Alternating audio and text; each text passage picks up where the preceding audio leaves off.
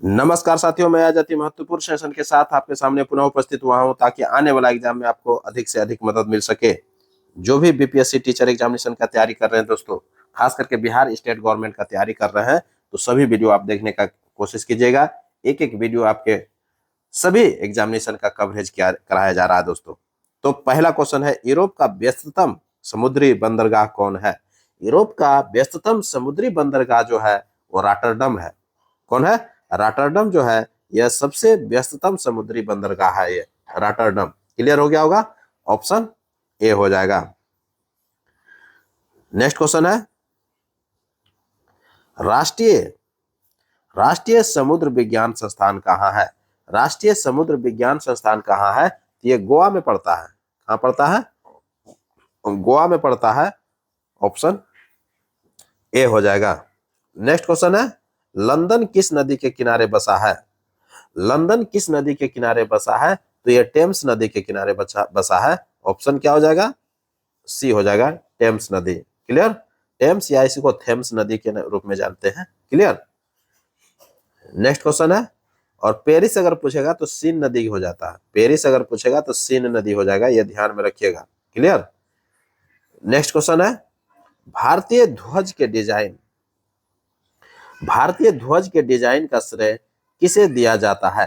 भारतीय ध्वज का जो डिजाइन किया गया था वो कौन किया था?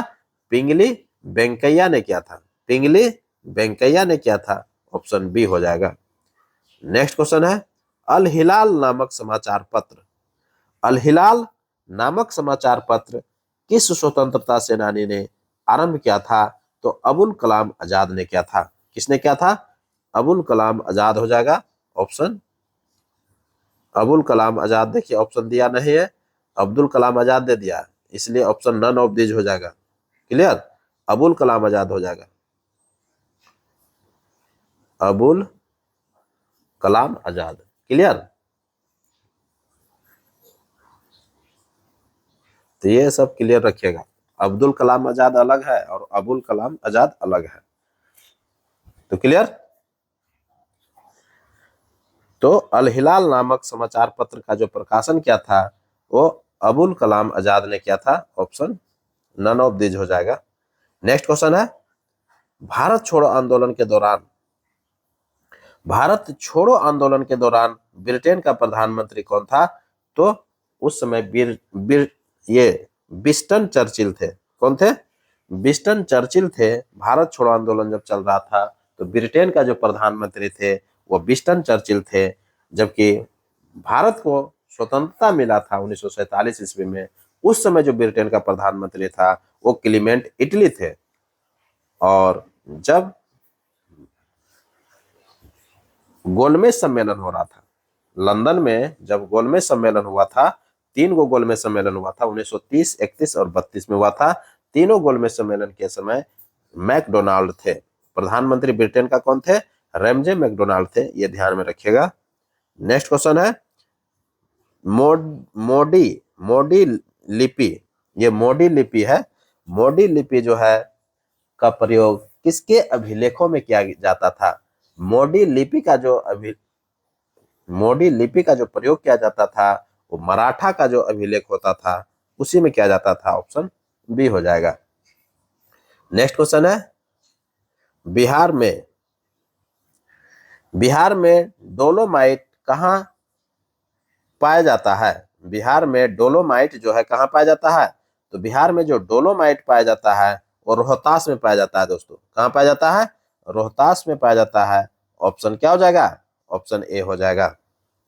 नेक्स्ट क्वेश्चन है, ईरानी शासक डेरियस ने कब भारत के उत्तर पश्चिम क्षेत्र पर आक्रमण किया था? ईरानी शासक जो डेरियस जो थे, भारत के उत्तर पश्चिम क्षेत्र पर आक्रमण किया था। तो कब क्या था? 516 ईसा पूर्व में क्या था? कब क्या था? 516 ईसा पूर्व में क्या था? डेरियस। क्लियर? उत्तर पश्चिम क्षेत्र पर, भारत का जो उत्तर पश्चिम क्षेत्र है उसी पर जो है ईरानी शासक डेरियस ने 516 ईसा पूर्व में आक्रमण किया था। क्लियर? नेक्स्ट क्वेश्चन है, प्राचीन काल में दही जमाने की प्रक्रिया में किस जीव की आवश्यकता होती थी? देखिए प्राचीन काल की बात कर रहा है। प्राचीन काल से दही जो जमता आया है उसमें किस प्रक्रिया में जमाने की जो प्रक्रिया होता था किस जीव की आवश्यकता होती थी? तो सभी लोग जानते हैं कि अभी भी जो होता है वो बैक्टीरिया का इस्तेमाल होता है। जो दही जमाने में किसका इस्तेमाल होता है? बैक्टीरिया का होता है। तो उस समय भी बैक्टीरिया का होता था, इसलिए ध्यान में रखिएगा। ऑप्शन क्या हो जाएगा? ऑप्शन सी हो जाएगा। नेक्स्ट क्वेश्चन है, ऋग्वेद में किस नदी को सबसे पवित्र नदी माना गया है? ऋग्वेद में किस नदी को सबसे पवित्र नदी माना गया है? तो सरस्वती नदी को माना गया है। किसको माना गया है? सरस्वती नदी को ऋग्वेद में सबसे पवित्र नदी माना गया है। जबकि वर्तमान में अगर पूछा जाएगा पवित्र नदी कौन है तो गंगा नदी है। क्लियर? नेक्स्ट क्वेश्चन है, यौगिक का उपयोग अग्निरोधक कपड़ा बनाने में किया जाता है? किस यौगिक का उपयोग जो है अग्निरोधक कपड़ा बनाने में किया जाता है? तो एल्युमिनियम सल्फेट का किया जाता है। अग्निरोधक जो कपड़ा होता है वो एल्युमिनियम सल्फेट से बनता है। ऑप्शन क्या हो जाएगा? ऑप्शन बी हो जाएगा। एल्युमिनियम सल्फेट जो है वो अग्निरोधक कपड़ा बनाने में काम आता है। और अग्निरोधक कपड़ा जो बनता है अर्थात उस कपड़ा को पहन के आप आग में भी प्रवेश कर सकते हैं, आपका शरीर नहीं जलेगा। यही है अग्निरोधक कपड़ा। क्लियर? कभी कभी पिक्चर हॉलीवुड वगैरह बॉलीवुड जब पिक्चर देखते हैं तो उसमें जो है आप देखिएगा कि इस तरह का कपड़ा पहन करके ही कोई आग में कूद जाता है, आपको लगता है कि यह कैसा दृश्य है। क्लियर?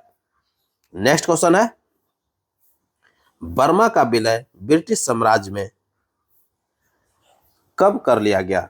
बर्मा का जो विलय हुआ था ब्रिटिश साम्राज्य में वो कब कर लिया गया?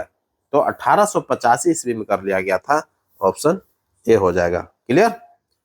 नेक्स्ट क्वेश्चन है, कोना कॉफी जो है किस देश में उगाई जाती है? कोना कॉफी है, क्या है ये? कोना कॉफी है जो कि अमेरिका में उगाई जाती है। कहाँ उपजाया जाता है ये? अमेरिका में उपजाया जाता है। और अमेरिका के हवाना जो राज्य है ये कोना कॉफी के लिए प्रसिद्ध माना जाता है। ऑप्शन क्या हो जाएगा? हवाना राज्य हो जाएगा अमेरिका का, जो कि कॉफी उत्पादन के लिए प्रसिद्ध है। और कौन सा कॉफी? कोना कॉफी। क्लियर? ये कोना कॉफी है। क्लियर हो गया होगा? नेक्स्ट क्वेश्चन है, निम्न में से कौन सा कथन सत्य है? एक एक करके कथन हम लोग देखेंगे और सत्य की पहचान करेंगे। तो पहला क्वेश्चन है, भविष्य का धातु टाइटेनियम को कहा जाता है? तो बिल्कुल भविष्य का जो धातु है वो टाइटेनियम को कहा जाता है। ऑप्शन क्या हो जाएगा? ऑप्शन ए हो जाएगा। क्लियर? ऑप्शन ए जो है ये सत्य है। दूसरा जो है ऑप्शन है, बिहार में त्रिस्तरीय पंचायती राज व्यवस्था है।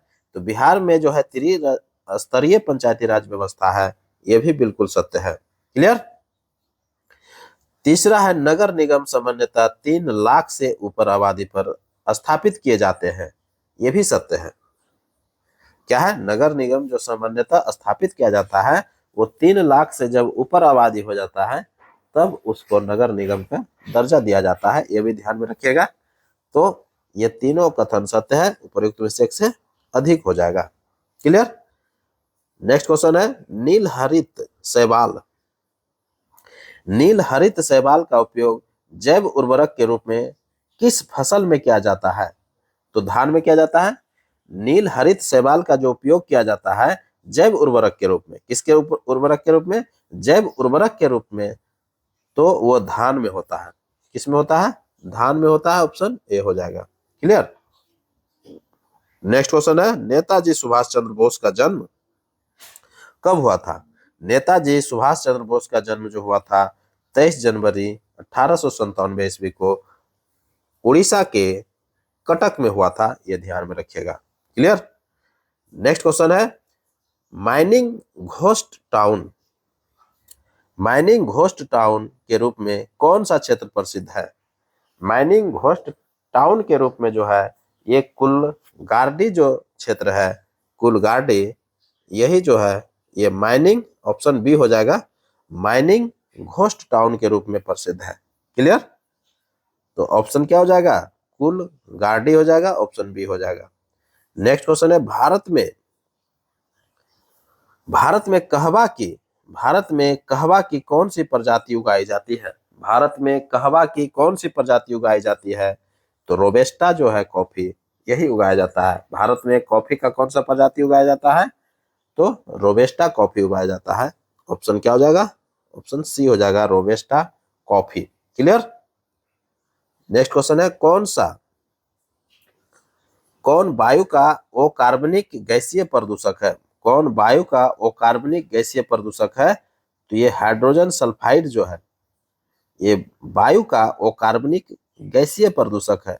और सभी तो है कार्बनिक गैसीय प्रदूषक है, लेकिन अकार्बनिक गैसीय प्रदूषक जो है ये हाइड्रोजन सल्फाइड होता है। कौन होता है? ऑप्शन ए हो जाएगा, hydrogen sulphide. Clear? Next question है, कार्बन नैनो ट्यूब्स किसने बनाई है? कार्बन नैनो ट्यूब्स जो बनाई है, आईजी मान ने बनाया है। कौन बनाया है? आईजी मान ने बनाया है। ऑप्शन सी हो जाएगा। क्लियर? नेक्स्ट क्वेश्चन है, बिहार पंचायती राज अधिनियम 2006 क्या है? बिहार पंचायती राज अधिनियम 2006 में 2 ग्राम सभा की बैठकों के बीच अधिकतम कितनी अवधि निर्धारित है? बिहार पंचायती राज अधिनियम जो 2006 में लाया गया था, तो उसमें कहा गया था कि 2 ग्राम सभा की जो बैठक होगा, 2 ग्राम सभाओं के बैठक के बीच के जो अधिकतम अवधि होगा, अर्थात आज जो बैठक हुआ उसके बाद जो बैठक होने वाला है, वो कितने माह के अवधि में निर्धारित किया गया था? तो 3 माह के भीतर जो है आयोजित करने का ये प्रावधान है। तो ऑप्शन क्या हो जाएगा? 3 माह हो जाएगा। क्लियर? ऑप्शन ए हो जाएगा। नेक्स्ट क्वेश्चन है, यूरिया उर्वरक में नाइट्रोजन किस रूप में होता है? यूरिया जो उर्वरक होता है, जिसको हम लोग खाद जो देते हैं धान में, यूरिया खाद, उसमें कहता है कि नाइट्रोजन किस रूप में पाया जाता है? नाइट्रोजन जो है किस रूप में उपस्थित होता है? तो एमाइड के रूप में रहता है। किसके रूप में होता है? एमाइड के रूप में जो है नाइट्रोजन उपस्थित रहता है। ऑप्शन सी हो जाएगा। क्लियर? नेक्स्ट क्वेश्चन है, निम्न में से कौन सा कथन सत्य है? एक एक करके कथन हम लोग देखेंगे और सभी कथन पर चर्चा करेंगे। अफगानिस्तान को जो बामियान क्षेत्र है वो बुद्ध प्रतिमा के लिए प्रसिद्ध था। अफगानिस्तान में बामियान क्षेत्र पड़ता है, बामियान जो जगह है वो अफगानिस्तान में पड़ता है। तो कहता है ये कि बुद्ध प्रतिमा के लिए प्रसिद्ध था, तो बिल्कुल ये सत्य है दोस्तों। अफगानिस्तान का जो बामियान क्षेत्र है वो बुद्ध प्रतिमा के लिए प्रसिद्ध था, ये बिल्कुल सत्य है। क्लियर? दूसरा है, हरी खाद के लिए सबसे उपयुक्त फसल सनई है। हरी खाद के लिए जो सबसे उपयुक्त फसल है वो सनई है, यह बिल्कुल सत्य है। क्लियर? तीसरा है, दिया सलाई के निर्माण में लाल फास्फोरस का प्रयोग होता है। बिल्कुल सत्य है, दिया सलाई के रूप में क्या होता है? लाल फास्फोरस का इस्तेमाल होता है, ये बिल्कुल सत्य है। तो प्रयुक्त में से ये तीनों कथन सत्य है। ऑप्शन डी हो जाएगा। क्लियर? नेक्स्ट क्वेश्चन है, बिना अनुमति के कितने दिनों तक कोई सांसद संसद में अनुपस्थित रहने पर उसे अयोग्य घोषित किया जा सकता है? देखिए, बिना अनुमति का अगर संसद में कहता है कि 60 दिन तक आप अनुपस्थित रह गए तो उसको अयोग्य घोषित किया जा सकता है। तो ऑप्शन क्या हो जाएगा? 60 दिन हो जाएगा। अगर आपको अनुपस्थित रहना है तो आपको संसद को सूचित करना होगा कि हम अनुपस्थित रहेंगे। क्लियर? और बिना अनुपस्थिति के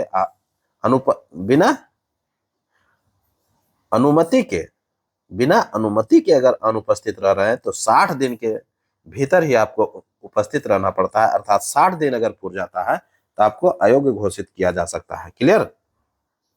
नेक्स्ट क्वेश्चन है, भारत पाक प्रथम युद्ध कब हुआ था?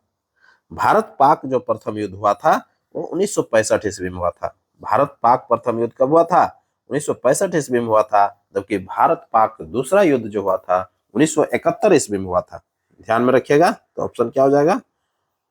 65 हो जाएगा, 1965। तो भारत पाकिस्तान के बीच में जो युद्ध हुआ था 1965 ईस्वी में, पहला युद्ध हुआ था। दूसरा युद्ध जो 1971 में हुआ। और भारत चाइना के बीच में जो युद्ध हुआ था 1962 में हुआ था।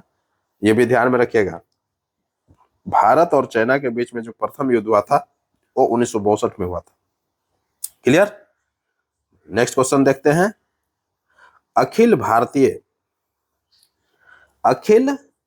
भारतीय आयुर्विज्ञान संस्थान कहाँ है? तो अखिल भारतीय आयुर्विज्ञान संस्थान जो है कहाँ है दोस्तों? तो ये नई दिल्ली में है। ऑप्शन क्या हो जाएगा? नई दिल्ली हो जाएगा, ऑप्शन ए हो जाएगा। क्लियर। नेक्स्ट क्वेश्चन है, अयोध्या किस नदी के किनारे है? अयोध्या किस नदी के किनारे है? तो सरयू नदी के किनारे है। ऑप्शन क्या हो जाएगा? अयोध्या सरयू नदी के किनारे है, ऑप्शन ए हो जाएगा। क्लियर। अयोध्या में हाल ही में क्या हुआ है? भव्य राम मंदिर का आयोजन हुआ था, तो आप सभी लोग जान रहे हैं। तो यह सरयू नदी के किनारे बसा हुआ है। नेक्स्ट क्वेश्चन है, एनिलिडा संघ जो है कि जंतुओं का उत्सर्जन तंत्र होता है। एनिलिडा संघ का जो जंतु होता है उसका उत्सर्जन तंत्र क्या होता है? अर्थात वो जो उत्सर्जन करते हैं किससे करते हैं? तो वृक्क द्वारा उत्सर्जन होता है। किसके द्वारा होता है? वृक्क के द्वारा होता है। ऑप्शन किडनी बोलते हैं इसको, वृक्क को क्या बोलते हैं? किडनी बोलते हैं। तो एनिलिडा संघ का जो जंतु होता है वो किडनी अर्थात वृक्क के द्वारा उत्सर्जन करता है। तो ऑप्शन क्या हो जाएगा? सी हो जाएगा। नेक्स्ट क्वेश्चन है, भारत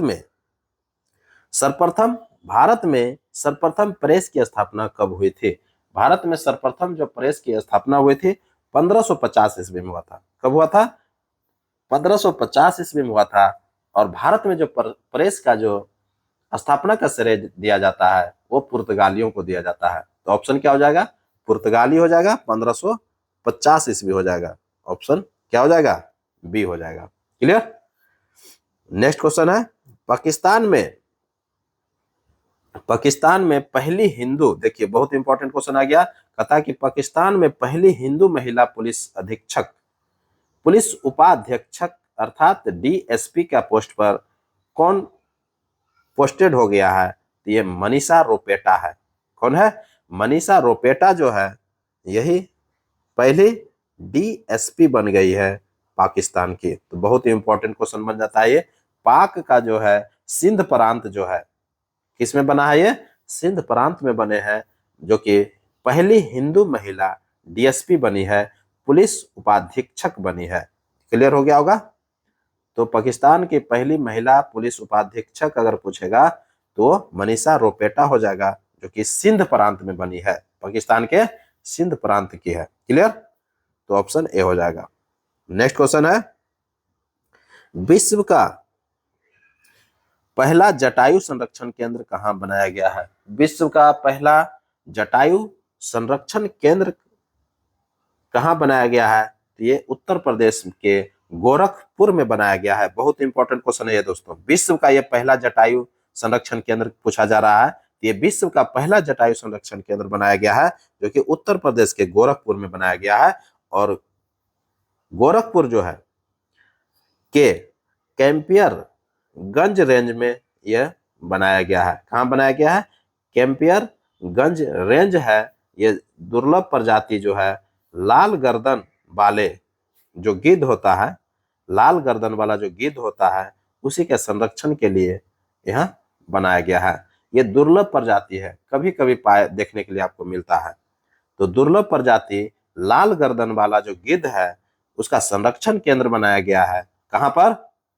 कैंपियरगंज रेंज में बनाया गया है। कैंपियरगंज रेंज कहां है? तो ये गोरखपुर में पड़ता है। गोरखपुर के ये उत्तर प्रदेश में पड़ता है, जो कि ये विश्व का पहला जटायु संरक्षण केंद्र बनाया गया है। क्लियर हो गया होगा। ये बहुत इंपॉर्टेंट क्वेश्चन है, यही सब क्वेश्चन एग्जामिनेशन में पूछा जाएगा आपसे।